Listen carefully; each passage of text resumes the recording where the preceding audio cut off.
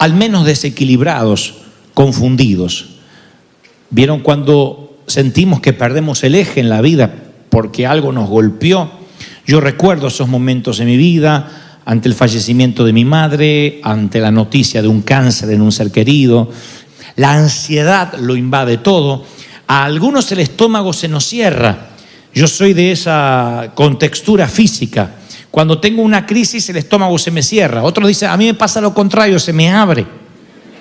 Algunos se tiran bajo las mantas y no quieren salir. Otros se llenan de música, otros se internan en las redes sociales. Cada uno trata de superar la crisis como puede. Deberíamos superarla todas con el Señor. Pero bueno, uno tiene sus recursos más inmediatos, sus herramientas más a mano para sobrellevar la crisis. En la generación de José, cuando José había sido llevado de esclavo a Egipto y estaba al lado del faraón, la Biblia en Génesis 47:13 describe que no había pan en toda la tierra, no había pan, no había comida. El hambre era muy grave. O sea, todo el mundo conocido de la época, el mundo conquistado hasta la fecha, en esta ocasión no tenía pan. Toda la tierra pasó una hambruna y desfalleció de hambre la tierra de Egipto y la tierra de Canaán. En este momento de la Biblia, de las Escrituras, habían pasado 2 años desde que había caído la última gota de lluvia. El sol implacablemente caliente. Los cuerpos de animales cubrían toda la tierra, no había ningún vestigio de cambio en el horizonte.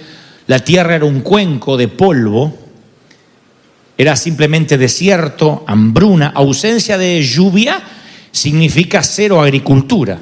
Cero agricultura significa no alimento. Y cuando el pueblo apeló a Faraón por ayuda, él dijo, vayan a ver a José y hagan lo que él les diga.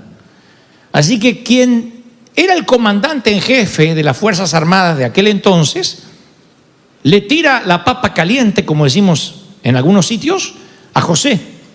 Y dicen, vayan a ver a José y lo que él les diga ustedes van a hacer.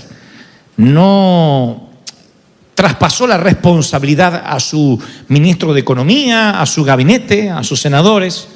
Él dijo, José es el único que tiene la solución a esta hambruna, que era una calamidad a escala global. No era un problemita de una nación, de un estado, de un pueblo. Literalmente el globo terráqueo estaba atravesando una calamidad. Y aparentemente el único que tenía la respuesta era José. Ahora contrasta conmigo la descripción que te estoy dando de este problema con el resultado final, porque después los años pasan, José les da la liberación al pueblo, hablaré de eso en unos instantes, y el pueblo declara, lo dice las Escrituras tal cual, la vida nos has devuelto, nos has dado la vida, le dicen a José. Así que hallaremos gracia en ojo de nuestro Señor y seremos siervos de Faraón. Estaban tan agradecidos en Israel, en todo el pueblo, en la gente de Egipto, todo el mundo estaba tan agradecido que dijeron, vamos a seguir siendo los esclavos de estos gobernantes porque realmente nos han salvado la vida. No sé si José alguna vez enseñó un curso sobre crisis administrativa.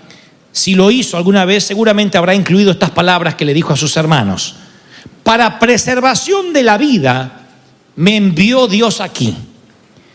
Ya ha habido 2 años de hambre en la tierra y aún quedan 5 en los cuales ni habrá arada ni siega, pero Dios me puso aquí delante de ustedes y delante de esta nación. Yo veo a Josué que hace una evaluación de la crisis. En el medio de la crisis lo mete a Dios. Dios está diciendo, Dios precede al hambre, Dios sobrevivirá a la hambruna, Dios está por sobre las hambrunas. Él está diciendo, Dios me puso aquí con el propósito que yo administre estos años de hambruna. Entonces a mí el Espíritu Santo me daba ayer este mensaje y me decía especialmente que te haga referencia si acaso estás pasando por una crisis en las cuales te preguntas si Dios está detrás de todo esto.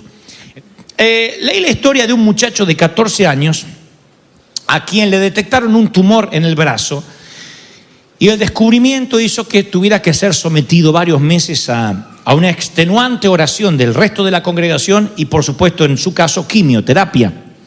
La quimioterapia, los que la han pasado saben que es literalmente como si te inyectaran veneno, te bajan las defensas absolutamente para que después vuelva a reinventarte. Es como hacer un research, es como hacer refrescar tu computadora física.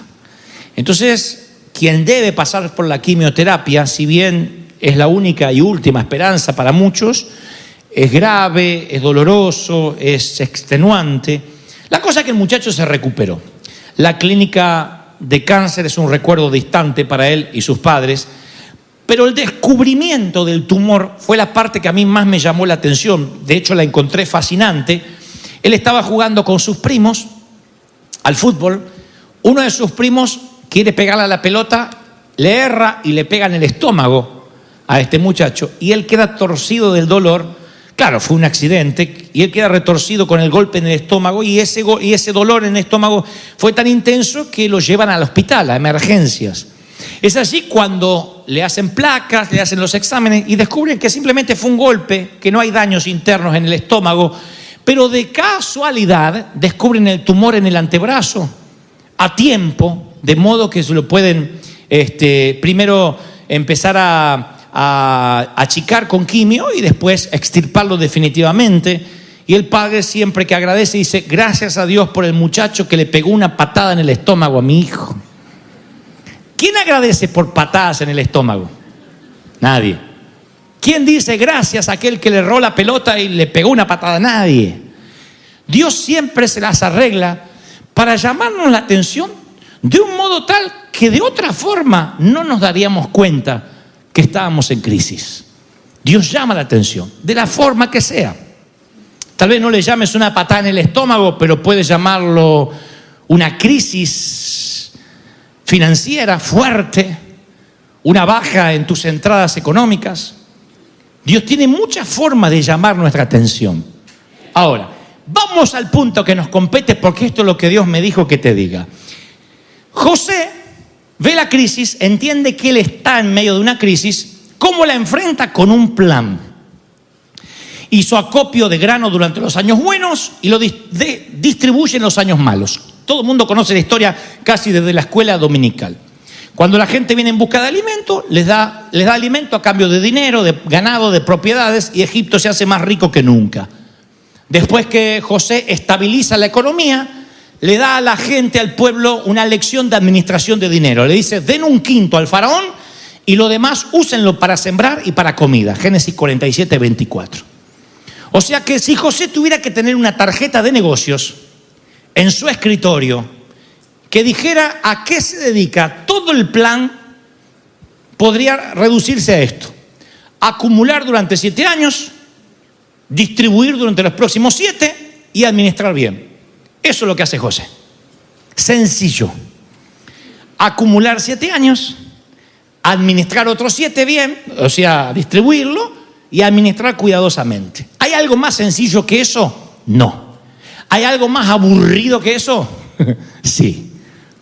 Yo creo que Dios podía haber librado la hambruna con alguna extravagancia. Dios podía haberle dicho: José, pondrás una vara sobre la pirámide y los granos florecerán de la tierra. Y eso sería, por lo menos ahora, una telenovela brasileña.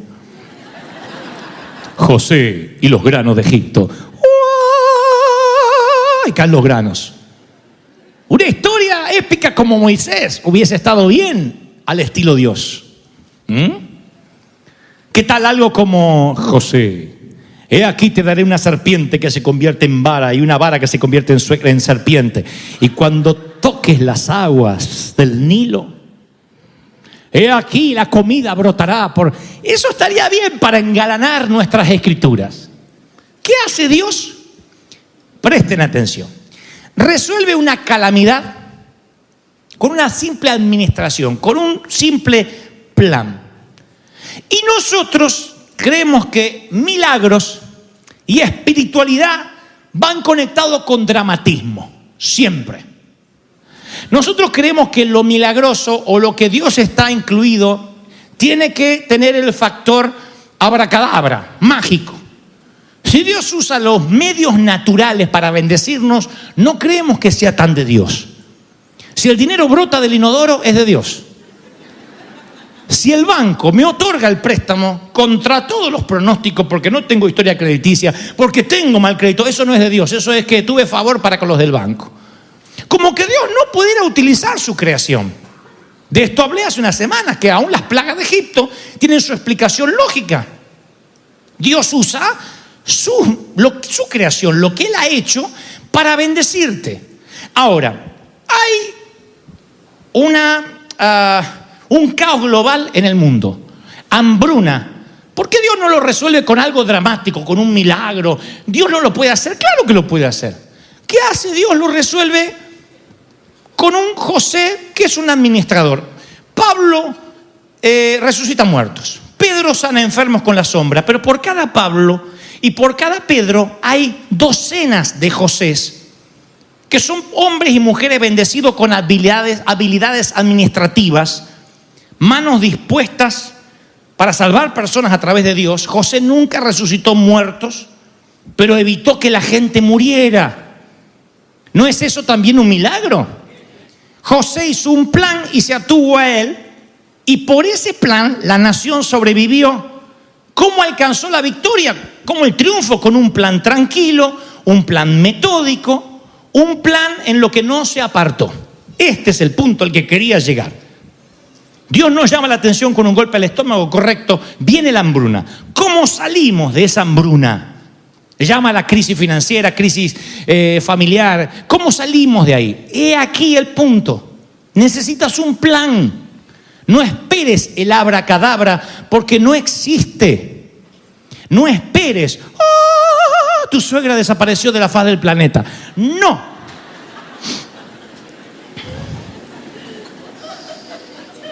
Decimos, pero cambia. No. Necesitas un plan.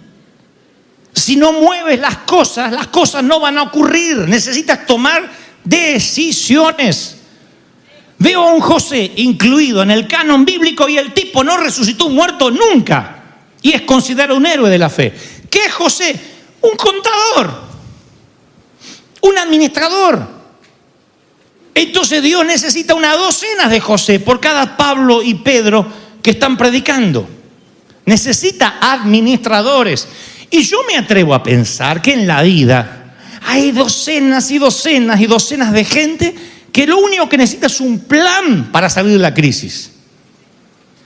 Si hace años que las finanzas no despegan en tu vida, que vives en una presión económica, ¿no será que necesitas un plan? Que necesitas una tarjeta de negocio que diga acumula 7 años, distribuye 7 años, administra bien. En lugar de Padre, que me gane la lotería, en el nombre de Jesús, que me gane la lotería, una herencia, un tío que se muera, Padre.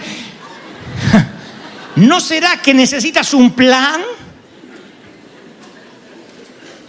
Pero nosotros nos agarramos a lo milagroso, a lo que creemos que es milagroso, y luego decimos, si no hay algo sorprendente que me ocurra, entonces Dios no está. Y yo veo en la vida de José a un tipo metódico, un tipo que no se mueve de la planilla del Excel. En los días previos a la guerra con Alemania, el gobierno británico encargó una serie de carteles, de flyers. La idea era llenar Gran Bretaña con consignas motivadoras y distribuirlas por la nación. Se usaron letras mayúsculas, una tipografía muy grande, llamativa, en un formato sencillo de 2 colores para la época. La única ilustración era el sello del rey Jorge VI. Y el primer cartel decía: tu valor, tu determinación nos dará la victoria. Y eso estaba empapelando Gran Bretaña porque empezaba la guerra con Alemania. Entonces la gente iba en el metro, en el tren, donde iba, y veía carteles en los bares, en los restaurantes que decía: tu valor, tu determinación nos dará la victoria. Era la forma que el jefe de Estado tenía de transmitir por cadena nacional lo que quería que el pueblo sintiera. La guerra se intensificó y poco después produjeron un segundo cartel que decía: la libertad está en peligro, defiéndela con toda tu fuerza. Y estos 2 carteles estuvieron distribuidos por toda Gran Bretaña, en las estaciones de ferrocarril, en bares, en tiendas, en restaurantes. Se creó un tercer cartel que nunca se llegó a utilizar. No hasta 60 años después que el dueño de una librería en el noroeste de Inglaterra descubre en cajas de unos libros viejos que había adquirido en una subasta. ¿Cómo saben que era un tercer cartel y que provenía del oficialismo? Porque tenía el mismo sello del rey Jorge VI y era igual la tipografía a los dos carteles anteriores. Y el cartel decía: mantén la calma y sigue adelante. Nunca el cartel salió, pero el hombre que compró los libros viejos en la subasta los distribuyó a sus amigos, y esta tercer consigna fue más famosa que las primeras. Llegó a ser tan popular que se reproducían imágenes idénticas en jarras para café, en tarjetas, en afiches. Todo el mundo parecía que le encantaba la recomendación que la generación anterior le había dejado como legado: mantén la calma y sigue adelante. De todos los héroes de la Biblia, yo creo que José es el más indicado para posiblemente tener una copia de este flyer en su oficina. 7 años de hambre, lo único que te mantiene es esta palabra: mantén la calma, sigue adelante. Y alguien hoy necesita que yo le diga de parte de Dios esto: mantén la calma, enfríate y sigue adelante, continúa con el plan. Mantén la calma, sigue adelante. Tú no puedes controlar el clima, correcto, yo tampoco. Tú no tienes a cargo la economía, ni la mundial, ni la global, ni lo que pasa en Wall Street, ni lo que pasa en tu casa, ni en la tienda. No puedes. Tú y yo no podemos cancelar un tsunami o detener la colisión de un automóvil, pero sí tienes la obligación de elaborar una estrategia, porque Dios está en la crisis y necesita potencializar la estrategia que Él te dio. Conserva la calma y sigue adelante. Entonces no podemos controlar las eventualidades, no podemos controlar los infortunios, pero Dios esta tarde te dice: pídeme un plan del tamaño de una tarjeta con 2 o 3 pasos y yo te lo voy a dar. Acumula 7 años, redistribuye 7 años y administra bien. Si el plan de Dios no puede ser escrito en una tarjeta de negocios, entonces quizás no sea plan de Dios. Dios hace las cosas sencillitas. No hay ni siquiera en la Biblia 2, 3, 4 capítulos de una orden de Dios. Sal de tu tierra y tu parentela. ¿Cuántas palabras lleva eso? Cuéntenlas. Punto, se terminó. Ahí está el plan de Dios, atrás. Ve y libera a mi pueblo, Moisés. Palabras claras. Dios es un gran estratega. Alguien que sabe hacia dónde va. Y si hay un plan y no te mueves de ese ADN, la iglesia, la compañía, todo lo que emprendas funciona sobre ruedas. Sobre ruedas. Cuando el muchacho recibe el golpe del estómago, el plan fue someterse a quimioterapia, erradicaron el tumor. Siempre se desprende un plan de lo que parece un golpe del destino. Dios está detrás de tu vida y Dios dice: tienes que planificar. Alguien tiene que decirme amén. Aleluya. Miren, Roald Amundsen en 1911 encabezó el equipo noruego de una carrera al Polo Sur. Roald desafió una carrera a Robert Scott, quien dirigió al equipo de Inglaterra. Llegarían como sea al Polo Sur, algo que no habían hecho nunca, y Roald dirige el equipo noruego y Scott dirige el equipo de Inglaterra. Las dos expediciones se enfrentarían los mismos desafíos y terrenos. Las dos expediciones soportaron las mismas gélidas temperaturas y ambientes inflexibles. Tuvieron el mismo acceso a la tecnología de la época y al equipo de aquellos días. Amundsen y su equipo llegaron al Polo Sur y Scott nunca llegó. ¿Qué hizo la diferencia? Amundsen era un estratega infatigable. ¿Cuál fue su estrategia? Antes de salir hacia el Polo Sur, se paró ante su gente y le dijo: vamos a avanzar 23 kilómetros por día. Entonces, buen tiempo, 23 kilómetros por día. Mal tiempo, nieve, 23 kilómetros por día. No más, no menos, siempre 23 kilómetros por día. Tormenta de nieve, 23 kilómetros por día. Día soleado, no hagamos 50 hoy, 23 kilómetros por día.